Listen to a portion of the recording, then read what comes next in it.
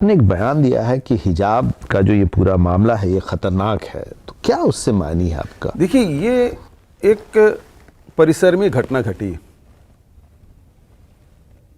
और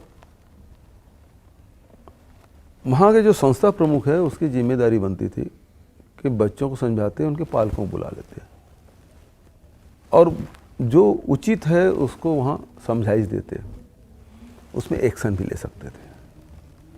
लेकिन ऐसा नहीं हुआ और ये बात एक शहर से, एक संस्था से शहर और शहर से एक प्रदेश और पूरे देश में चर्चा हाई कोर्ट और सुप्रीम कोर्ट तक मामला चला गया।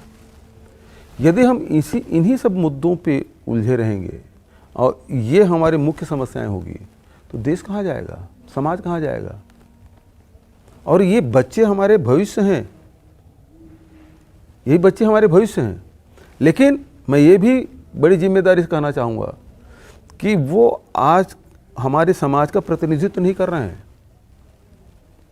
तो जो समाज के प्रतिनिधित्व कर रहे हैं उनकी जिम्मेदारी है कि इस प्रकार की घटनाओं को बढ़ावा ना दें, उसको हवा ना दें।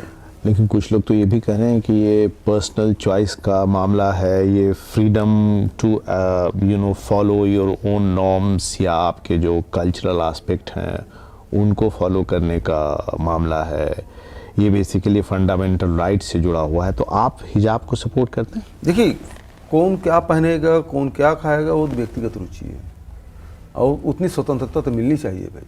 चाहे वो धर्मांतरण का मामला हो, सांप्रदायिकता का मामला हो, इसको किस प्रकार से ट्विस्ट देना है, किस प्रकार से रंग देना है, वो उसमें मास्टरी है भाई उनकी।